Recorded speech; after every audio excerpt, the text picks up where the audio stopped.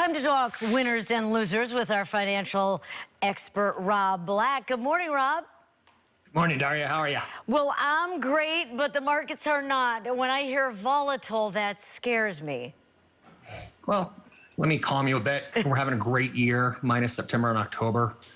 It is a volatility that's bringing on economic growth, which created inflation. This time last year, our economy wasn't very strong.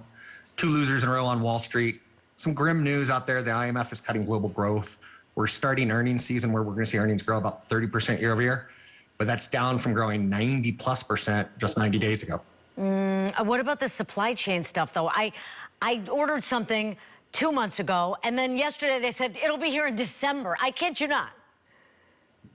Yeah, it's a big issue. The supply chain, the global supply chain has been hit very aggressively by COVID issues, and it's the developing countries that are way behind in vaccinations that are mucking up the supply chain. But we're seeing, factory workers here in the United States and dock workers saying this is going to become really a problem if we don't solve this soon. Yeah, and then do we have an even bigger problem? Well, Facebook, do they have a bigger problem on their hands now? Somebody else is going to be testifying?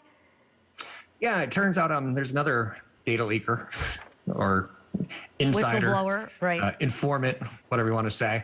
And a couple of years ago, she left a very nasty essay she wrote to the New York Times, and she says she has got criminal indications, indictments potentially that she can throw down on the company. So she's going to be invited to Congress, and things just keep getting worse and worse for Facebook. And yet, because they're a monopoly as an investor, Wall Street's not panicking. I see. And same with home sales. Your next story about they're just going up and up and up and up, and where they stop, no one knows. Yeah, seller's market still for now, but Zillow's coming out and saying next year expect growth of about 11%. They're the highest on the market. CoreLogic is saying about 2.5%. Some other indices are saying maybe 5% growth in prices, but Zillow is still saying 11%. And the people to blame on this one, they're saying, are the millennials.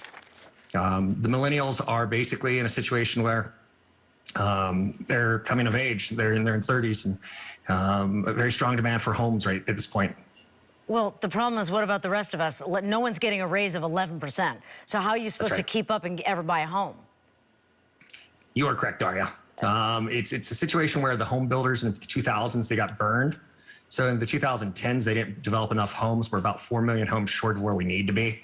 So it's a supply and demand game, and the home builders we need cheaper homes. We need smaller homes. We need homes. We need inventory. Right, tiny homes. I like tiny homes.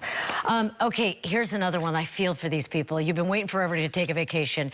You have your flight booked with Southwest, and talk about a wrench. Like thousands of flights have been canceled, and they're still not done. Today's still a mess. Yeah, they've only